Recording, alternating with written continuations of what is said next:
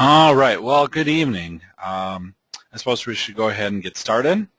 My name is Jesse Laris, and I am going to give you a little bit of background about me. I am a librarian at Argosy University Twin Cities campus, and I have been there since 2001. I also teach online. I've taught the COM 106 and ASP 100 courses specifically, and I also work as a writing mentor in our campus writing lab.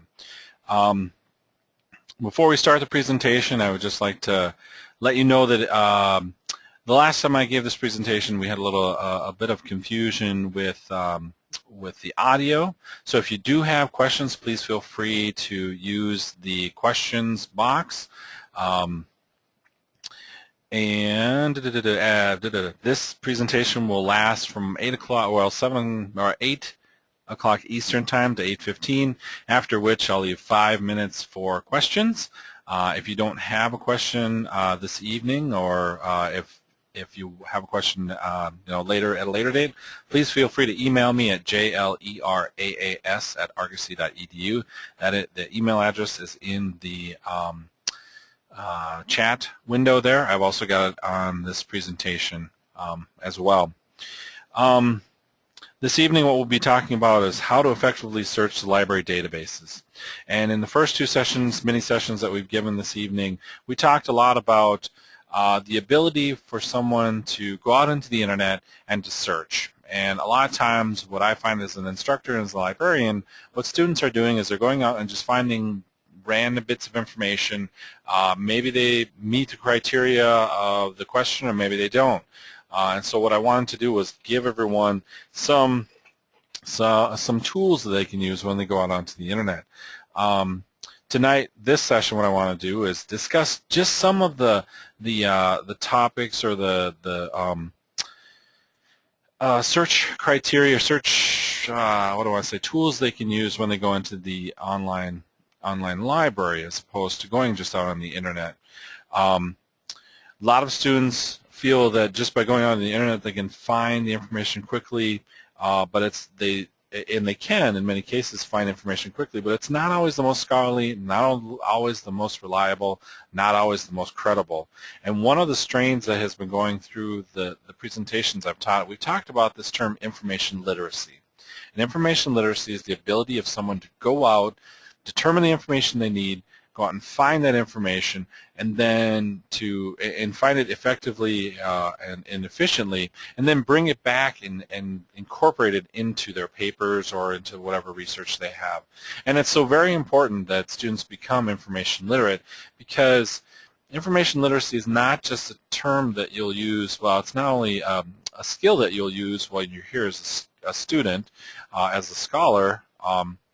Is also something that you will use in the workplace, because companies and organizations are gathering more and more data. Being able to search or sift through the mounds of data that those companies have is more and more important. Also, when you're in the pursuit of lifelong learning, say for instance you want to go out and find your family tree, you might go to the local public library or just go to Ancestry.com, so on and so forth, but you have to have those information literate skills that will lead you and will keep you from getting frustrated, and will show you how to find that information. So we're going to talk a lot about that kind of stuff today. The first thing that I want to talk about is my archive is complete. Yay. Back to the presentation is that Terry Taylor wrote a book called 100% Information Literacy Success, and in there she talked about the problems facing people that don't have this skill. And I kind of tied these back to Google and some of the things we talked about, and I've highlighted some of the things that I thought were important. So for instance, using limited or inappropriate sources of information. When I think of that, I think about using blogs or just going to a particular .com website and grabbing that information, because it's not exactly scholarly, and we don't know, where was that information found? Was there an actual clinical study that was done, or is it just somebody's thoughts and opinions? Using inaccurate and misleading information. We talked about biases in our last session, and how dangerous it can be, to go to particular websites that are biased. And then finding incomplete information. I link that back to Google Scholar, because if you go to Google Scholar and that's your main source for information, you're going to have a hard time getting a full article there, because Google Scholar and Google is a .com, and they're there to sell, articles to you. We talked about biases, and then the most interesting thing is the being inefficient in research and wasting time. Students say they'll go into the online library and they'll try to do a search and they won't find what they're looking for, and they'll get frustrated. So they'll jump out to Google, they'll find exactly what they're looking for, although it might not answer the question that's been asked. They'll find something that they think is appropriate. And so they've just totally given up on the library because they couldn't find what they needed. Well, using the online library, unfortunately, is a lot like riding a bike.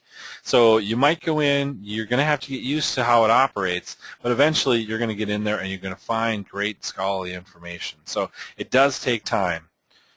All right, so why would we even use the online library databases? Well, there are a bevy of different databases available to you there. So if you're in the psychology program, we have specific ones for psychology. If you're in your criminal justice program, we have one specific to criminal justice.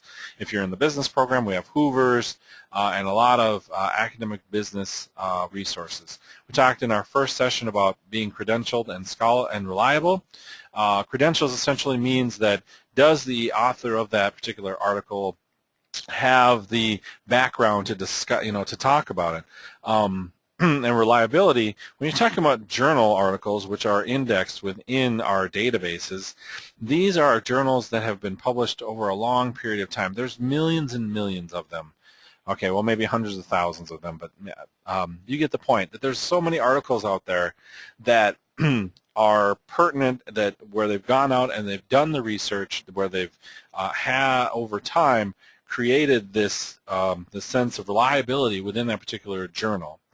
Empirical studies are what you'll find. You don't always find these unless you find a government website where they've gone out and they've taken a population or a sample and done some type of research with them. You also get this thing called peer-reviewed in any scholarly article, where it goes through a process where experts within the field will look at that and then say, okay, this is appropriate information, or this is inappropriate, this one doesn't have the right methodology, so on and so forth.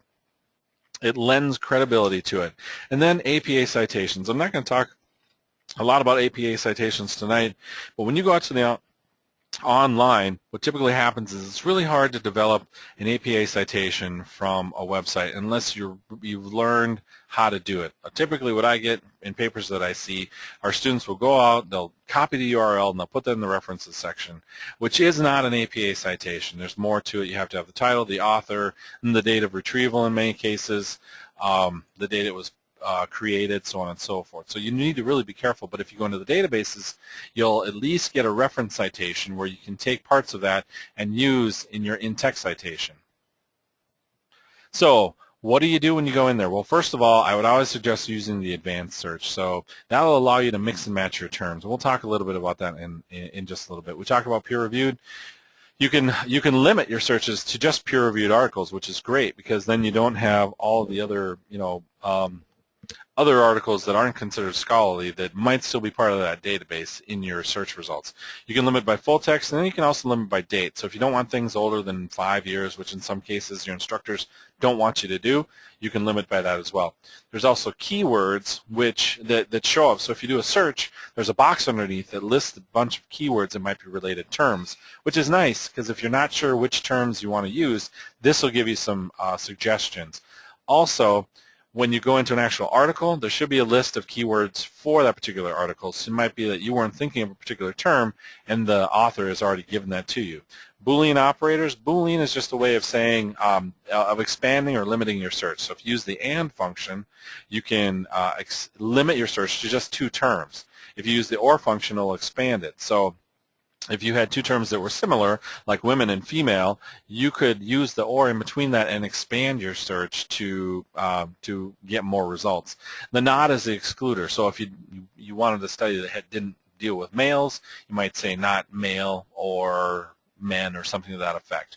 There's also phrase search, which is basically just using the quotation marks. If you don't use the quotation marks, sometimes you'll get those searches. If you've probably done this in Google, where you just type in a term and then you get all these weird results, and it's because you didn't use that as a phrase or put that in a particular phrase. And then one that's not used so often are the wildcards and truncation. Wildcards are where you add like an asterisk to the end of your term, and then it searches all of those like terms. So in this case, I did edu with an asterisk, and that's education, educated, educator, educational might come up as well. So that will be, if you don't know how to spell a term, or if you want all the derivatives of that particular word, that would be a way to do that. So one of the things, even before you get started with going into any either database or online, you should think about is developing a search strategy. Now, I don't know if you've taken any of the COM courses, like the COM courses that teach you how to write and so on and so forth, but I want to give you a 5-step process for developing a search strategy. The first is to select a topic. In many cases, when you go in and you're looking at an assignment, that topic will already be selected for you. You know, you have to answer this specific question. Next, what you need to do is narrow that focus. So if you're coming up with a term, when you go into your upper level courses, if you aren't there already, they might ask you something very general, and then you have to take it in a certain direction, like pick a company and talk about best practices for human resources or something like that. Once you've done that, you need to develop those key concepts, and these are just like, you know, phrases about that particular topic. And then from those concepts, that's where you start developing your terms. So you try to figure out all the like terms for that, and then once you've got your actual terms of what you want to search for, then you try to figure out where you're going to search. Are you going to search government websites? Are you going to search within the databases for articles? And once you've got developed, or you've figured out what types of information, excuse me, is it population information? Is it an actual study that was done? That's when I skipped ahead. That's when you figure out where you want to search. All right, so let's look at that in practice. So here's an example of a topic of poor children and academic success. Now you're narrowing the focus of what you want to search for. Dependent upon, you know, which way it goes, you might be able to turn this into your thesis statement as well. So you've got the effectiveness of after-school programs in improving high school graduation rates among children from families with incomes that fall below the poverty line. You might say the high school after-school programs are effective in improving high school, or you might say after-school programs are not effective, depending on the research that you find. And so then we're going to pull out some of those specific terms that might be after-school programs, high school graduation rates, students, poverty, and from that we would come up with other terms. Some new terms that were popping up here are like, okay, graduation, dropout, completion, retention, diploma, and from there we want to figure out what are the specific pieces of information that we need to find. And so we're going to look at poverty rates. We're going to look at after-school programs. We're going to look at how they were implemented before and after, what was the outcome. And so then we might look at demographic data. That might take us to the to a government website, a census data, some type of census data, or maybe even to the Department of Education. We look at case studies. We go in, we look at empirical evidence that was done or studies that were done and that were published in scholarly articles, other government reports, so on and so forth. So these are ways that we can go in and take the process to its very end to get to a point where we're going to start figuring out where we're going to find the information. So when we're talking about places to search within the library, I'll take us in the library in a second, but a couple of things I wanted to point out. First of all, if you're looking for specific reference information, so if you're looking for a definition, one of the best places to go is Literati by Credo. And it's a great alternative to Wikipedia because it's scholarly. It's made up of like encyclopedias, handbooks, dictionaries, things of that nature. So you know that it's got some credentials behind it because people are checking this information. And then there's Culturegrams. I mean, if you're interested in countries, there's a COM 106 presentation that students have to do where they have to look up information about different countries. That would be a good place to find that information. So if you're looking for demographic information as well. For articles, I always suggest students go into the ProQuest Central database and choose all databases first. That's going to give you a widest range of information. You've got peer review in there that you can select. You've got APA citations. For ebooks, what I would say is to go into eBrary. It's one of our larger online libraries. We've just got an EBSCO library as well, and that's fairly new.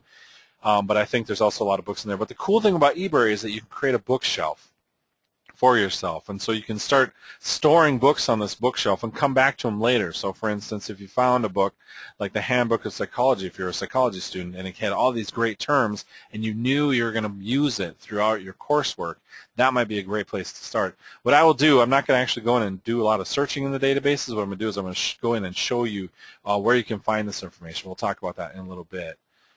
All right, so let's jump on into the library. And what I'll do is I'll just kind of talk around the page here. So when you go in initially, you've got this quick search function. What I would say is that this quick search function, the problem with it is it doesn't automatically search for scholarly or peer-reviewed articles. So you have to go in, and after you've done your search, then you can change it to full text, and then you can change it to peer-reviewed so you can get that information. There is an advanced search here, which you can click on. It's going to open up another window. And there you can search. You can use the Boolean operators of and, or, and not here. You can search within specific fields if you want to. You can also search within specific databases. So if you only wanted ebooks, you could deselect all of these and use ebooks, or if you only wanted psychology, you could do the same thing. I suggest students to just narrow it right off the bat, go into Find Articles if you're looking for articles, and you can use ProQuest Central, but you'll also see if you look down here, the complete data, Dateline Global, these are all business related. We have Hoover's, which is great information about companies, which is down here. If you're an education student, you probably want to use ERIC quite a bit. That probably should be the first place you go. We have criminal justice databases if you're a criminal justice student. There's Literati by Credo is listed here, and then if you're a psychology student, we have articles and PsycInfo, as well as some other psychology websites, or the databases, excuse me, as well. If you're looking specifically for books, you could go back out to the home page, click on the books section here, and then eBrary is located here. The reason we have EBSCO on top is because it's the newest. Let's see, and maybe I'll just do a quick search in ProQuest Central here to kind of show you what I was talking about with the citation creator. So if you go in, you can search for full text and peer reviewed. I'm just going to do this very quickly. And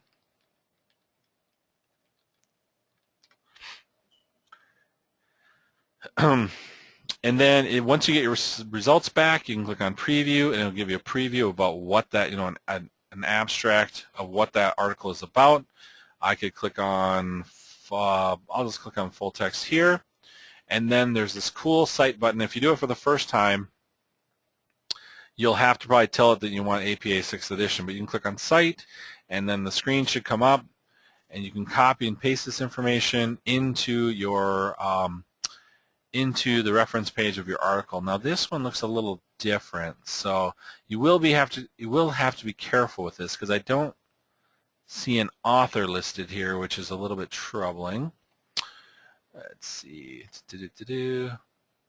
This is what happens when you just pull stuff up. All right, I don't see an author listed here. That's the title there. So this one I would look at this a little bit closer, but in most cases it's not this complicated. You just go in, you click on Cite, and it gives you a nice citation. Please give me a nice citation. Okay, so there's a nice citation. So you could copy this and paste it into your references section and feel pretty good about it.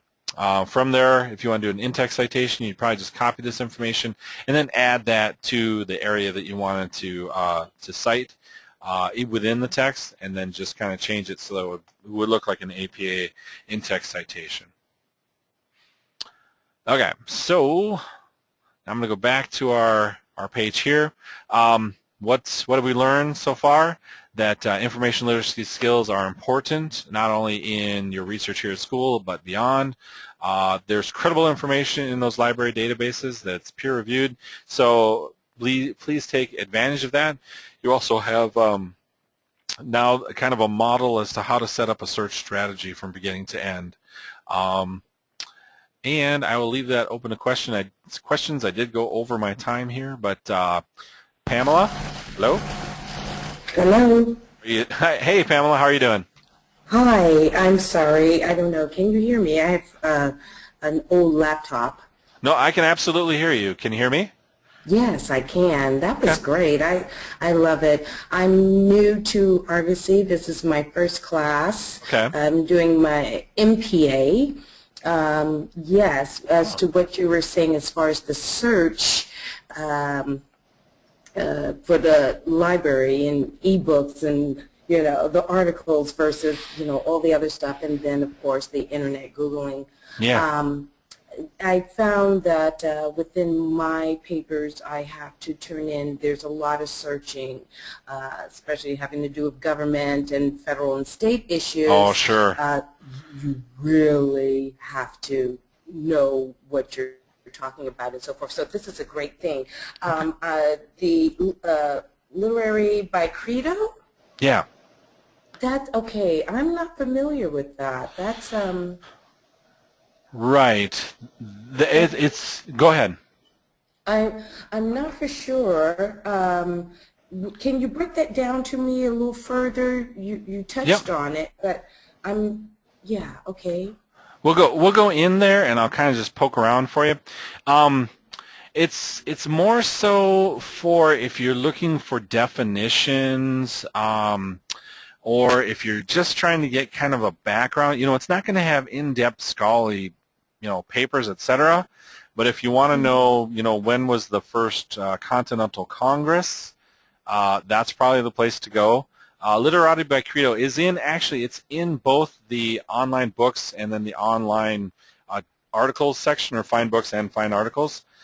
Here's what the page looks like, and I think if you do it for the first time, if you try to log in, there might be an issue. Oh, no, it worked. If you try to log in and it doesn't go through, try a second time, because I've found that sometimes your initial search doesn't always go through for some reason. But in this case, it's basically it's like if you think of Wikipedia, this is like the more credible scholarly version of Wikipedia. So if I do information literacy. So this is the front page of it? Is this Yep. This is what it looks like. And so if we scroll down the page here. I've never seen this. Okay, go ahead. So yeah, sometimes it'll have like a research starter page. So if you want to like get like all the lowdown on something, it'll give you that. But then if you scroll down, it calls them articles, but essentially it's, you know, you'll see it says Encyclopedia of International Media here is one thing. So there's an encyclopedia it's pulling from, and then the Reader's Guide. You know, if you wanted to go to the reference section of a library, this is kind of the online version of that. So, you know, it's like I said, depending on your, you know, it's not.